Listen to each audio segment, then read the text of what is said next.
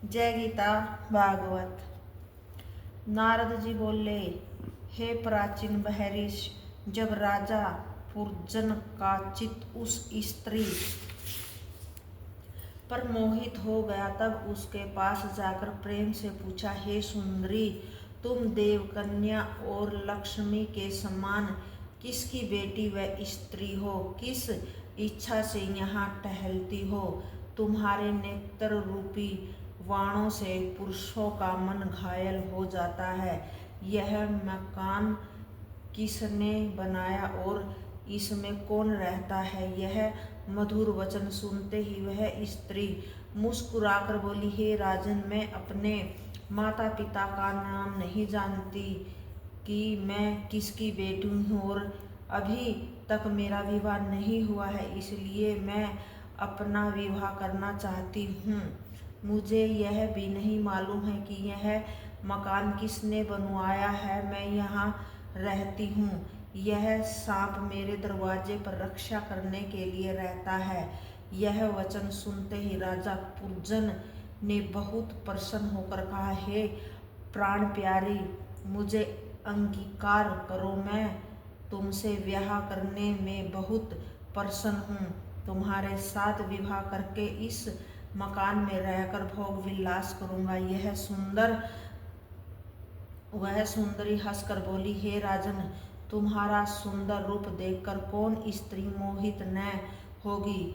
जब इस तरह दोनों से बातचीत हुई तब राजा पुरजन उसके साथ किले में जाकर गंधर्व विवाह करके भोग विलास करने लगे। राजा ऐसा उसके वश में हो गया कि दिन रात उसकी आज्ञा में रहता था, बिना पूछे कोई काम नहीं करता था। जब पुरजन के उस स्त्री से बहुत बेटी व बेटे उत्पन्न हुए तब वह इनका विवाह करने के उपरांत एक दिन बिना पूछे उस स्त्री के रथ पर सवार हुआ और शिकार खेलने के लिए वन में जाकर बहुत से पशु मारे। इसलिए रानी क्रोध में भरकर मैली धोती पहनकर कोप भवन में पड़ी रही।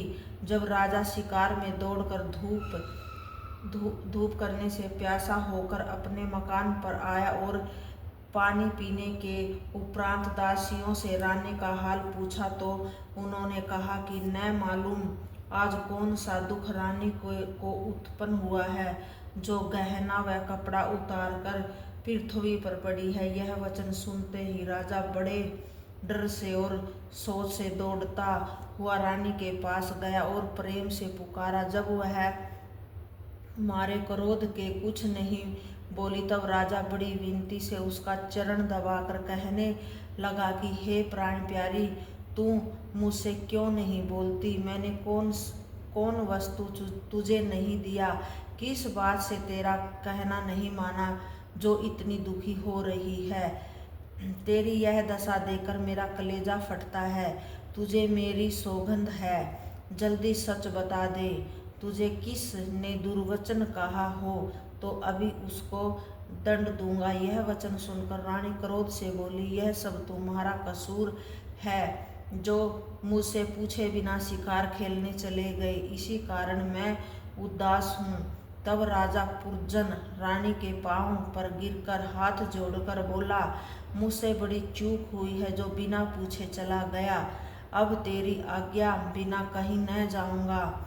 मुझे अपना दास समझकर इस बार मेरा अपराध अक्षमा कर। तुम अपनी भुजाओं से मुझे बांधकर जो चाहो सो दंड दो। जब ऐसी विनती करने से रानी उठी तब राजा ने अपने हाथ से उसका मुख धोकर शरीर की धूल झाड़ दी और उसको गहने व कपड़े पहनाकर बहुत दिनों तक उसके साथ भोग विलास करने पर मन माया रूपी जगत से विरक्त नहीं हुआ। जय गीता भागवत।